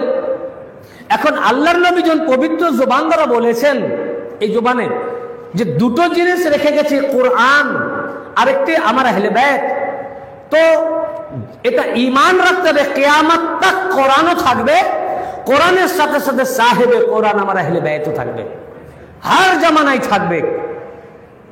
আর যখন আহলে বাইত থাকবেন না, জানতে হবে কোনো মানুষই থাকবে না, তখন কিয়ামত, দুনিয়া শেষ, ধ্বংস, একজন মুমিনও থাকবে না। তার মানে এই জামানাতেও আহলে বাইত রয়েছেন, আগের যুগেও ছিলেন, এখনো রয়েছেন, এর পরেও থাকবেন, কিয়ামত পর্যন্ত থাকবেন। এখন মৌলভী সাহেব আপনি নিজেও এইটার জন্য স্টেজে উঠে বলছেন যে আল্লাহর নবী বলেছেন দুইটি জিনিস রেখে গেলাম, কোরআন ও আহলে বাইত। এই আহলে বাইত পাককে আঁকড়ে ধরলে কখনো পথভ্রষ্ট হবে না। মৌলভী সাহেব ওয়াজ করে চলে গেলেন। মৌলভী সাহেব আপনি কি আহলে বাইতের তালাশ করেছেন? আহলে বাইতকে ধরেছেন? তারা আহলে বাইতের নামে ওয়াজ করেন, কিন্তু দেখা যাবে সে মুরিদ হয়েছে গায়ের আহলে বাইতের কাছে। সে মুরিদ হয়েছে কোথায়? গায়ের আহলে বাইতের কাছে, আহলে বাইত নয় তার কাছে। কেন? কারণ সে একটা আল্লামাতুদ্দাহার দেখছে, ওখানে মুরিদ হলে খেলাফত পাওয়া যাবে। কেন? সে পীরও তো একটা ভণ্ড, ও যতগুলো তার শাখা তৈরি করা যায়, বুঝতে পেরেছেন না? যদি নতুন কোনো একটা ব্যাংক খোলে কোনো কোম্পানি, তো কি করবে? তার প্রচারের জন্য যতগুলো শাখা, যত পারা যায় তার শাখা খুলবে, যত শাখা খুলবে সে তত বৃদ্ধি পাবে। তো তারা যাকে পারবে তাকেই খেলাফতি দিবে। আমাদের এলাকাতে এরকম রয়েছে, আমি নাম বলছি না, আমরা কারো নাম বলা পছন্দ করি না, এটা ভালো জিনিস না, ভদ্রতা না। এরকম অনেক পীর রয়েছে, তাদের হিস্ট্রি আমরা জানি। এমনকি আমি যে মাদ্রাসায় পড়াশোনা করতাম, মানে আমি ওখান থেকে জামাতে রাবিয়া পাস করেছি ওখান থেকে, সেখানে ওই মাদ্রাসার ছাত্ররা তাদের প্রতি ওই স্কুলের টিচারদের নির্দেশ ছিল যে অমুক মুফতি সাহেব আসলে যদি ইমাম না থাকে তাও তালবিলিম নামাজ পড়বে, তাকে দিবে না, কারণ তার পিছনে নামাজ জায়েজ নাই। কেন জায়েজ নাই? আপনি বুঝতে পারছেন যে তার ক্যারেক্টারের কারণে তার পিছনে নামাজ জায়েজ নাই। আর তাকেই এক পীর সাহেব এসে খেলাফত দিয়ে চলে গেলেন, তিনি এখন হয়ে গেলেন পীরে তরিকত রাহবারে শরিয়ত, বুঝলেন না? যার পিছনে নামাজ জায়েজ নাই তিনি হয়ে গেলেন পীরে তরিকত রাহবারে শরিয়ত। তো ওই রকম পীরকে ধরে তারা, যে না ধরলে ওয়াজ করবে আহলে বাইতের কথা, নাহলে এটা হবে না। আসল কথাটা তো বলতে হবে না, বুঝতে পেরেছেন না? কিন্তু পীর ধরে ধরুন গায়ের আহলে বাইতকে, কেন? ওখান থেকেও পয়সা আসা চাইতো। কেন? আহলে বাইত পাককে যদি পীর ধরা হয় তো আহলে বাইত পাকের কাছ থেকে তো খেলাফত পাওয়া যাবে না। যোগ্য না হলে আহলে বাইত পাকের কাছ থেকে তো খেলাফত পাওয়া যাবে না, ওনারা তো যাকে তাকে দিবেন না। যার কারণে নিজেদের ব্যবসা চালাবার জন্য ওরা গায়ের আহলে বাইতের কাছে মুরিদ হয়, আর স্টেজে যখন মাইক ধরে তখন বলে আমি তোমাদের মধ্যে দুটি জিনিস রেখে গেলাম, কোরআন ও আহলে বাইত। এই দুটোকে না, এরা ওয়াহাবি নয়, ওয়াহাবিদের কথা বলছি না, ওয়াহাবিরা এগুলো বলে না, বুঝেছেন না? দুটো জিনিস রেখে গেলাম, কোরআন আর আহলে বাইত, এই দুটোকে আঁকড়ে যতক্ষণ আঁকড়ে ধরবে তোমরা পথভ্রষ্ট হবে না। ভাই আপনাদেরকে বলছেন আঁকড়ে ধরতে, আর মৌলভী সাহেব নিজেই ধরে নিবি আহলে বাইত পাককে, সে নিজে একটা গায়ের আহলে বাইতকে ধরে বসে আছে। দেখবেন আপনারা তালাশ করে দেখবেন অধিকাংশ রয়েছে এইরকম, অধিকাংশ রয়েছে এই ধরনের। তো আল্লাহর নবী যে বললেন তোমাদেরকে আমি রেখে গেলাম কোরআন আর আমার আহলে বাইত, এই দুটোকে আঁকড়ে ধরো পথভ্রষ্ট হবে না। তো এখনো আহলে বাইত রয়েছেন, আপনি খুঁজেছেন কোথায় আহলে বাইত? সেই আহলে বাইতের দরবারে মেদিনীপুর দরবার পা। আল্লাহ রাসূল সাল্লাল্লাহু আলাইহি ওয়াসাল্লাম প্রত্যেক দেশে তারা আহলে বায়াতকে ছড়িয়ে দিয়েছেন। ভারতবর্ষ, পাকিস্তান, বাংলাদেশ, লন্ডন, আমেরিকা সব দেশে নবীজির খানদান পাককে ছড়িয়ে দিয়েছেন, যাতে মানুষ গুমরাহি থেকে বাঁচতে পারে। বিশেষ করে এই ভারত উপমহাদেশের আমরা গরিব মানুষ, আমরা বাগদাদ শরীফ যেতে পারবো না, ইরাক পাকে যেতে পারবো না, আরব আজামে যেতে পারবো না, মিশরে যেতে পারবো না, আমরা আহলে বায়াত পাককে পাবো কিভাবে? এই জন্য দয়ার নবী, দয়াময় আল্লাহ রসুল সাল্লাল্লাহু আলাইহি ওয়াসাল্লাম দয়া করে নবীজি তার আহলে বায়াতকে এই গরিব মানুষদের জন্য আমাদের দেশে, শুধু দেশে নয় পশ্চিম বাংলার বুকে মেদিনীপুরে আহলে বায়াত পাকদেরকে পাঠিয়েছেন। মঙ্গলকোট পাক, মেদিনীপুর, পূর্ণিয়া। রসুল করিম সাল্লাল্লাহু আলাইহি ওয়াসাল্লাম ইরশাদ ফরমিয়েছেন, হাদিস মিশকাত শরীফের মধ্যে এসেছে, এবং খুতবায়ে ইলমের ৫ম নম্বর খুতবা, খুতবায়ে সানিতে এই খুতবাটি পড়ানো হয়। প্রত্যেক জুমা মসজিদে এই খুতবা বই পড়া হয়, খুতবায়ে ইলমি। মাসালু আহলু বাইতি কাসাফিনাতিন নূহ মান রাকিবাহা নাজা ওয়া মান তাখাল্লাফা আনহা গারাক। হযরত আবু যার গিফারি রাদিয়াল্লাহু আনহু তিনি কাবা শরীফের চৌকাঠ ধরে বললেন, কাবা শরীফের চৌকাঠ ধরে বললেন, খোদার কসম আমি রাসূল পাক সাল্লাল্লাহু আলাইহি ওয়াসাল্লামের থেকে নিজের কানে শুনেছি তাকে বলতে, আল্লাহর নবী বলেছেন, মাসালু আহলু বাইতি কাসাফিনাতিন নূহ, আমার এই আহলে বায়াত নূহ আলাইহিস সালামের নৌকার মতো, নূহ নবীর নৌকার মতো, নূহ আলাইহিস সালামের কিস্তির ন্যায়। মাররাকে বাহা, যারা এই নৌকায় চেপে গেল, নাজা, তারাই নাজাত পেয়ে গেল, পরিত্রাণ পেয়ে গেল। ওয়ামান তাখাল্লাফা আনহা গারাক, এবং যারা এই নৌকার পিছনে থেকে গেল তারা ডুবে গেল, মিশকাত শরীফে এসেছে হালাকা, ও ধ্বংস হয়ে গেল। নূহ আলাইহিস সালামের নৌকার সাথে তুলনা করে বলেছেন, নূহ আলাইহিস সালামের নৌকাতে কি ঘটেছিল? মহাপ্লাবন আল্লাহ পাক দিয়েছিলেন, সেই প্লাবনে সারা পৃথিবী ডুবে গেছিল। আর একটি নৌকা ছিল নূহ আলাইহিস সালাম তৈরি করেছিলেন। ওই নূহ আলাইহিস সালামের নৌকাতে যারা যারা আরোহণ করেছিলেন, চেপেছিলেন, তারাই প্লাবন থেকে বেঁচেছিলেন। কেউ কেউ বলল, এই পাহাড় তো ডুববে না, আমি নৌকায় চাপবো না, কিন্তু পাহাড়ের চূড়ায় আমি উঠে গেলাম, এটা ডুববে না, আমি বেঁচে যাব। সেই চূড়াও ডুবে গেল, সে মারা গেল। এমনকি নূহ আলাইহিস সালামের ছেলে কেনান, সেও ওই প্লাবনে ডুবে মারা গেল, উনার নৌকায় উঠেনি। উনার ছেলে নৌকায় উঠলো না, সেও ডুবে গেল। তো যারা যারা নৌকায় উঠলো তারাই পরিত্রাণ পেল, কি তাই না? যারা নৌকায় উঠলো না তারা পরিত্রাণ পেল না।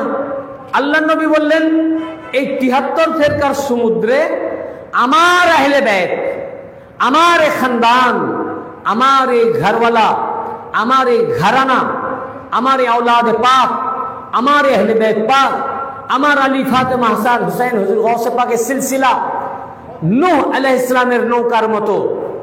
যেমন নূহ আলাইহিস সালামের প্লাবনের সময় যারা যারা নূহ নবীর নৌকায় চেপেছিলেন তারাই নাজাত পেয়েছিল, আর যারা বলেছিল চাপতে হবে চাপতে হবে কিন্তু চাপেনি, তারা নাজাত পেয়েছে, তারা ডুবে গেছে। ঠিক আমার আহলে বায়াত ওই নূহ আলাইহিস সালামের নৌকার মতো, যারা এই নৌকায় চাপলো তারাই নাজাত পেয়ে গেল। চাপতে হবে বললো, আর চাপলো না। আঁকড়ে ধরতে হবে, নিজেই ধরলো না, ও নিজেই ধ্বংস হয়ে গেছে, ও ডুবে গেছে। আমার এই আহলে বায়াত ওই রকম নূহ আলাইহিস সালামের নৌকার মতো, উনার কিস্তির মতো। যারা এই নৌকায় চাপলো, মানে আহলে বায়াত পাককে আঁকড়ে ধরলো, উনাদের দামানকে ধরলো, নাজাত, ওরাই নাজাত প্রাপ্ত, ওরা পরিত্রাণ পেয়ে গেল। আর যারা এই নৌকার পিছনে থেকে গেল, ওরা গারাকা, হালাকা, ও ধ্বংস হয়ে গেল, ডুবে গেল। আল্লাহর রাসূল সাল্লাল্লাহু আলাইহি ওয়াসাল্লাম দয়া করে এই নাজাতের কিস্তি সুদূর মদিনা শরীফ থেকে ভাসতে ভাসতে এসে লাগলো নজফ শরীফে, সেখান থেকে কারবালা শরীফে, সেখান থেকে নৌকা এসে লাগলো বাগদাদ শরীফের ঘাটে, সেখান থেকে ভাসতে ভাসতে এই নৌকা আসলো মেদিনীপুর শরীফের এই ঘাটে। এই মেদিনীপুর দরবার, এটা আহলে বায়াত পাকের দরবার। ইনারাই হচ্ছেন নাজাতের কিস্তি। আমার পীর ও মুর্শিদ বড় হুজুর পাক আজ জিনা উরুস পাক, উনি আহলে বায়াত পাক, উনি औलादे रसूल, আহলে বায়াতে রাসূল, রাসূল পাক সাল্লাল্লাহু আলাইহি ওয়াসাল্লামের ডাইরেক্ট 35তম বংশধর, হুজুর গাউসে পাকের ডাইরেক্ট 22তম বংশধর, আল হাসানি আল হুসাইনি औलाद পাক। ইনাদেরকে নজিবুত তারাফাইন বলা হয়। শুধু এক তরফ থেকে নয়, দুই তরফ থেকে ইনারা পাক ও পবিত্র, এবং দুই তরফ থেকে ইনারা সৈয়দ ও সৈয়দ জাদা। ইনারা হাসানি औलाद আছেন, হুসাইনি औलादও আছেন। এনারা এইরকম সবচেয়ে বড় কিস্তি নৌকা, এত বড় আমাদের সৌভাগ্য, এই নৌকা আল্লাহ পাক আল্লাহ রসুল সুদূর মদিনা শরীফ থেকে যে আমাদের এখানে পাঠিয়েছেন, এনাদেরকে আমাদের নাজাতের জন্য ওনারা নিজেদের ঘর বাড়ি, নিজেদের জায়গা জমি, নিজের আত্মীয় স্বজন, নিজেদের বন্ধু বান্ধব, নিজেদের পরিবার পরিজন, আহবাব সবকে ত্যাগ করে আপনার আমাদের ভালোবাসায়, আমাদের মুক্তির কারণে নিজের জন্মস্থান, আপনি যদি হজে যান কি ওমরাতে যান কি বাগদাদ শরীফ জিয়ারতে যান, যদি কিছুদিন বেশি থাকা হয়ে যায় মনে হয় কবে বাড়ি যাব। আমরা 45 দিন 44 দিন ছিলাম, তাতে আমাদের অনেক হাজি বলছিলেন এটা যদি 30 দিন হতো তাও ভালো হতো, এত দিন মক্কা শরীফে বসে আছি। তার মানে কি, তার নিজের জন্মভূমি মাটি ছেড়ে তার বাইরে থাকতে কেউই চায় না। একটা নারীর টান, নিজের ছেলে পিলে, নিজের বিবি বাচ্চা, বন্ধু বান্ধব, পাড়া প্রতিবেশী ইত্যাদি এদেরকে ছেড়ে আপনি যে 45 দিন পর তো ফিরে আসবেন আপনি জানেন, তাও আপনার মন টিকে না, যেটা আর একটু কম হলে ভালো হতো, এতদিনে থাকা যায় না। হ্যাঁ, আর ইনারা আমার হুজুর পাকরা, ইনাদের পূর্বপুরুষ গৌসে সানি পাক, কুতুবে রব্বানি পাক, কুতুবে বাড়ি পাক, ইনার আব্বাজান, ইনারা যে নিজের জন্মস্থান যেখানে জন্মগ্রহণ করেছেন, নিজের দেশ মাতৃভূমি ছেড়ে, নিজের পিতামাতা, ঘর বাড়ি, তারপরে আত্মীয় স্বজন বন্ধু বান্ধবকে ছেড়ে চিরকালের জন্য চলে আসছেন। এ কত বড় কুরবানি, এ মহান কুরবানি। উনি জানেন যে দুনিয়া, এখানে এসে দুনিয়ায় আমরা বেঁচে থাকবো, কিন্তু চিরকালের মতো আমি আমার আব্বাজানকে আর দেখতে পাবো না। উনার আব্বাজান যে উনাকে ছেড়ে চলে যাচ্ছেন, গৌসে সানি পাকের আব্বাজান, উনি জানছেন তখন টেলিফোনের যুগ ছিল না যে আবার ফোনে কথাও বলা হবে, যোগাযোগ অন্তত থাকবে, তাও হবে না। তখন টেলিফোনের জামানাও ছিল না। উনি উনার কি ত্যাগ দেখেন, নিজের সন্তানকে আপনাদের নাজাতের জন্য এই ভারতের মাটিতে রেখে তিনি নিজের দেশে ফিরে যাচ্ছেন।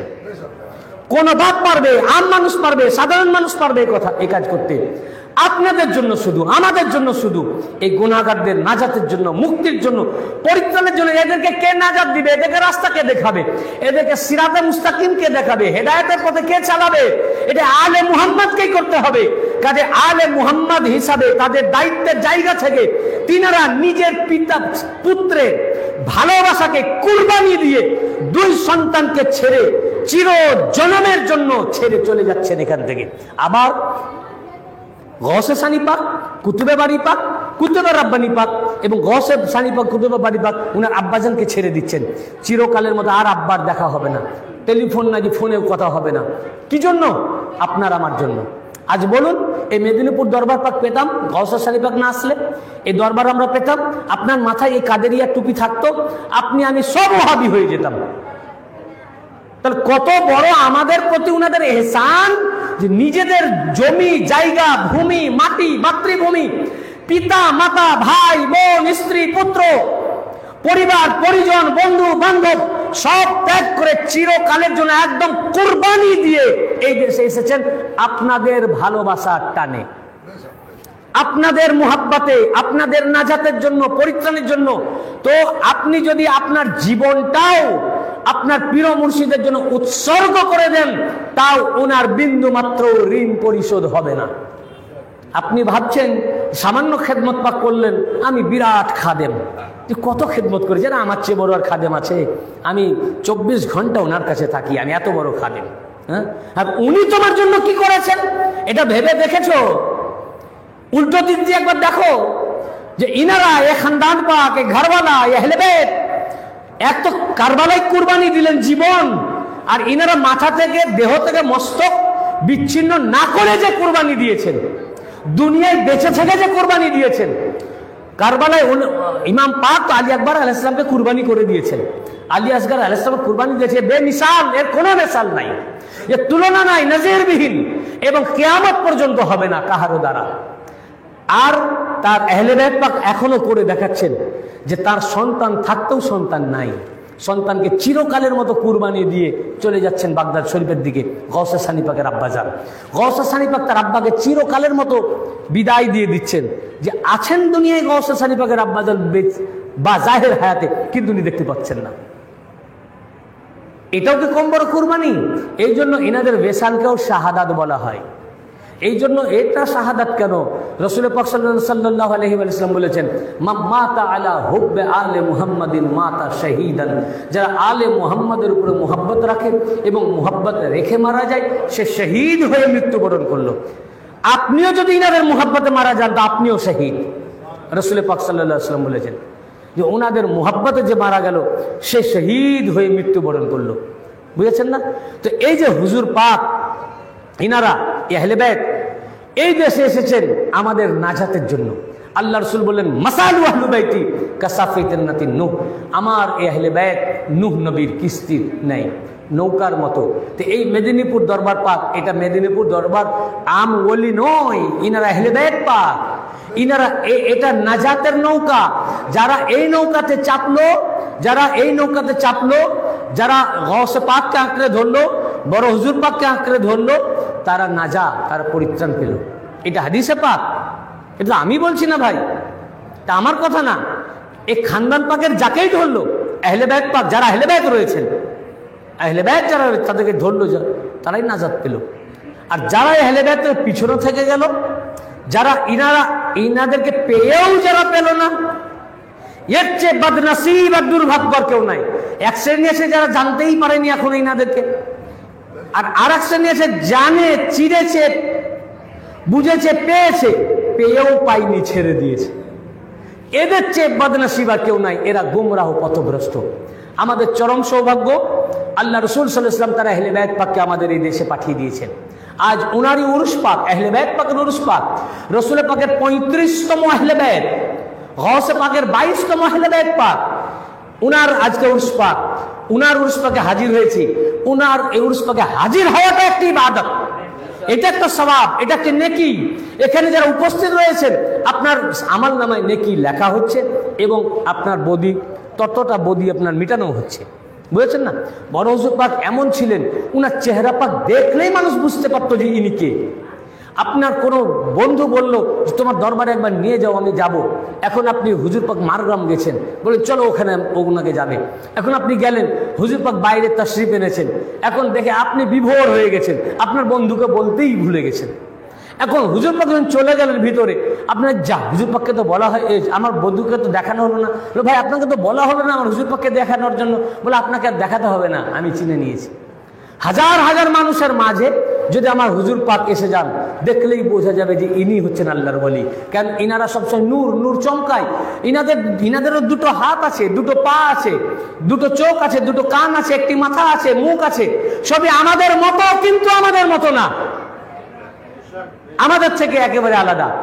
এবং বড় হুজুর পাকের ব্যাপারে ওনার কনিষ্ঠ ভ্রাতা সৈয়দনা হযরত সৈয়দ শাহ রওয়াইশেদ আলী আল কাদরি হুজুর পাক, তিনি আমাদের সামনেই বলেছেন যে আমি পীর অনেক দেখেছি, ওলি আল্লাহ অনেক দেখেছি, কিন্তু ওনার মতো পীর আমি একটাও দেখি নাই, ওনার মতো পীর আমি দেখি নাই।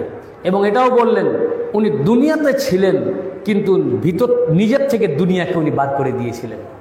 দুনিয়ার মধ্যে উনি, আমরা তো দেখতাম যে ওনার মধ্যে দুনিয়াদারি আমরা কিছুই পেতাম না। বুঝেছেন না? এবং তারপর উনি বললেন যে মওলাই কায়নাত পাক পৃথিবীর জন্য বলতেন, দুনিয়ার জন্য এই বুড়িয়াকে আমি তালাক দিয়ে দিয়েছি, মানে এই পৃথিবীকে।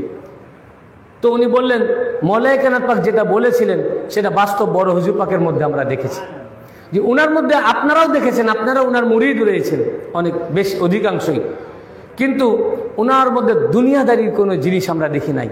দুনিয়ায় থাকতেন, দুনিয়ার সব কিছুই করতেন, কিন্তু ভিতর থেকে দুনিয়াটাকে উনি বার করে দিয়েছিলেন। উনি হুজুর পাক আমাদেরকে সওয়াল করতেন, অনেক ব্যাপারে জিজ্ঞেস করতেন, কিন্তু লক্ষ্য করার বিষয়, আপনারা লক্ষ্য করেছেন কিনা জানি না, অনেক সময় আমাদেরকে প্রশ্ন করতেন যে এটা কি তুমি করেছো, হয়তো বললেন এটা কি তুমি দেখেছো, বলে আবার আমি উত্তর দেওয়ার বলছেন না না, উনি নিজেই বলে দিচ্ছেন যে না। তো না মানে হুজুর না আমি দেখি নাই, মানে আমি না বলবো, এই না বলা শোনাটারও উনি ধৈর্য ওনার থাকছে না, উনি নিজেই উত্তর দিয়ে দিচ্ছেন। আমরা অনেক ব্যাপারে মাসাইল নিয়ে হুজুর পাকের কাছে জানতে চাইতাম, হুজুর পাক আমাদেরকে জানাতেন, জানতে পেরেছি, যে অনেক কিছু বুঝতে পারতাম না যেটা কি হবে, কেতাবে পড়েছি কিন্তু বুঝতে পারছি না। তো আমি নিজে হুজুর পাককে জিজ্ঞেস করেছি, তো হুজুর পাককে প্রশ্ন করছি, প্রশ্ন শেষ হয়নি তার আগে হুজুর পাক উত্তর দিয়ে দিয়েছেন, শেষ হয়নি তার আগে উত্তর দিয়ে, এরকম ওনার উত্তর ছিল। উনি এইভাবে জবাব দিতেন। এবং আমাকে অনেকে আরও অনেক আলেম যারা এখন দরবার পাকে আসে না, এই ধরনেরও অনেক আলেম যারা হয়তো এসেছে কোনো একবার হুজুর পাকের জিয়ারত পাক করেছেন, তারা বলেছেন যে আমি হুজুর পাককে জিজ্ঞাসা করলাম একটা মাসালা, তো হুজুর পাককে প্রশ্ন করছে, আমার প্রশ্ন শেষ হওয়ার আগেই হুজুর পাক আমাকে উত্তর দিয়ে দিলেন। মানে ওনার এমন ছিল, আর এমন উত্তর দিতেন উনি এই মাসালা মাসাইলের ব্যাপারে, এবং প্রত্যেক মাযহাব অনুযায়ী উত্তর দিতেন। হানাফি মাযহাবে কি উত্তর হবে, শাফি মাযহাবে কি উত্তর হবে, হাম্বলি মাযহাবে কি উত্তর হবে। আমাকে হাম্বলি মাযহাবের মাসালাও আমাকে হুজুর পাক বলেছেন। আমি যখন ছোট, আমি তখন এই পড়াশোনা, আমি এই লাইনে ছিলাম না, আমি হাই স্কুলে পড়তাম। তো একবার কি প্রসঙ্গ উঠলো আমার ঠিক খেয়াল নাই। তো আমি তখন মানে এই ধর্ম লাইনটা পছন্দ করতাম, আমার আব্বা আমাকে শিখাতেন এবং টুকটাক ওয়াজ টজও করতাম। তো আমাকে বোধহয় হুজুর পাক সূরা কাফিরুন পড়তে বললেন কি কে বললেন আমার খেয়ে না, তবে দুই হুজুর পাক ছিলেন, বড় হুজুর পাকও ছিলেন, ছোট হুজুর পাকও ছিলেন। তা আমি যখন সূরা কাফিরুন পড়ছি তখন তো আমি তাজবিদও জানতাম না, মাখরাজও জানতাম না, মাখরাজ তাজবিদ কিছুই বুঝতাম না। তা আমার মুখস্থ ছিল, আমি বললাম কুল ইয়া আইয়ুহাল কাফিরুন, এত সুন্দর করে তো পড়তে পারছিলাম না তখন। কুল ইয়া আইয়ুহাল কাফিরুন লা আ'বুদু মা তা'বুদুন ওয়া লা আনতুম আ'বিদুনা মা আ'বুদ ওয়া লা আনা আ'বিদুম মা আ'বাদতুম। যেই ওয়া লা আনা আ'বিদুম পড়েছি, হুজুর পাক আমাকে থামিয়ে দিলেন। থামিয়ে দিয়ে বললেন, হ্যাঁ এখানে আলিফ নু আলিফ আছে, এক আলিফ থাকলে ওখানে এক আলিফ টান হয়, কিন্তু এখানে এটা ব্যতিক্রম, এখানে টানা হবে না, এটা আনা। আমি তখনই শিখে গেছি, যখন আমি মাদ্রাসায় যাইনি তখনই আমি হুজুর পাকের কাছে শিখেছি। উনি আমাকে বললেন আনা, মানে এক আরবি নিয়ম হলো যে ব্যঞ্জন বর্ণের সাথে যদি একটা স্বরবর্ণ থাকে, বুঝলেন না, ভাওয়েল থাকে যদি, তো সেখানে একটা টান হবে, একটা আলিফ বা একটা ওয়াও বা একটা ইয়া যদি থাকে তো এক আলিফ টান হবে, টানতে হবে। যেমন বে আলিফ, বা আলিফ যাবার বা, বা আলিফ জের বি, বাজের বি, বাজের বি, বাজের বি, আর বা ইয়াজের বি, বা যাবার বা, আর বা আলিফ যাবার বা। তো সে অনুযায়ী আনা আলিফ নুয়া আলিফ আছে, তাহলে আমি ওই থিওরিতে ভাবছি নুয়া আলিফ যাবার না, তাই তো হওয়া উচিত।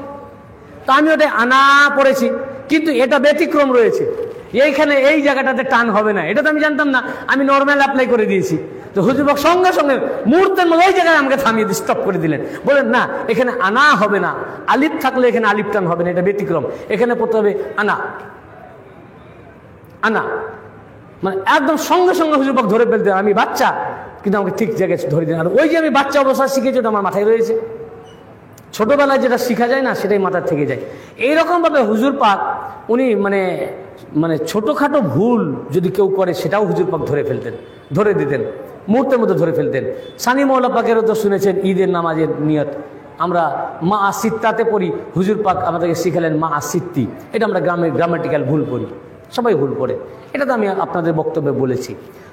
তো যাই হোক, আমাদের অনেক সৌভাগ্য হয়েছিল অনেকেরই, যারা বড় হুজুর পাকের জিয়ারত পাক করেছেন, এই নূরকে যারা দেখেছেন তাদের বুলান্দ নসিব, এবং তার সাথে অনেকে আমাদের সফর করারও সৌভাগ্য হয়েছিল।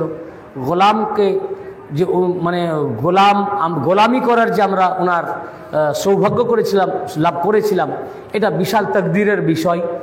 না তো ওনাদের গোলামি করারও আমাদের যোগ্যতা নাই। এখন ওনার বর্তমান সাজ্জাদা নাসিন হুজুর পাক হচ্ছেন সৈয়দনা ওয়া মুর্শিদানা ওয়া ইমামিনা ওয়া মাওলানা ওয়া শাইখনা সৈয়দি ওয়া মুর্শিদি ওয়া সৈয়দ সনাদি সৈয়দনা হযরত সৈয়দ শাহ ইয়াসুব আলী আল কাদরি আল হাসানি আল হুসেনি আল বাগদাদি মাদ্দাজিল্লাহুল আলী। ইনি হচ্ছেন ওনার গদ্দি নাসিন। এখন বড় হুজুর পাকের যত মুরিদ দুনিয়ায় এখন আছেন হায়াতে, কি পর্দা হুজুর পাকের যত মুরিদ, সকল মুরিদানের অভিভাবক এখন সৈয়দনা সৈয়দ শাহ ইয়াসুব আলী আল কাদরি আল বাগদাদি মাদ্দাজিল্লাহুল আলী। উনি এখন আমাদের আকা ও মওলা, উনি আমাদের এখন মুর্শিদে বরহাক, উনি আমাদের মুর্শিদ, উনি আমাদের রাহবার। উনি সকল যারা পর্দা হুজুর পাকের মুরিদ, পীর মুর্শিদ পাকের যদি মুরিদ আছেন, তারও পীর হচ্ছেন এখন ইনি। যিনি সাজ্জাদা নাসিন হবেন তিনি আগের সমস্ত মুরিদানদের পীর তিনিই হন। এখন ইনি আমাদের পীর। আমরা যেন ওনাদের গোলামি করতে পারি, ওনার কদম পাকের ছায়াতলের নিচে যেন আমরা ঠাঁই পাই, তার জন্য আল্লাহ আমাদের তৌফিক আতা করুন, আমিন। ওয়া আখিরু দাওয়ানা আলহামদুলিল্লাহি রাব্বিল আলামিন। আসসালামু আলাইকুম ওয়া রাহমাতুল্লাহি ওয়া বারাকাতুহু।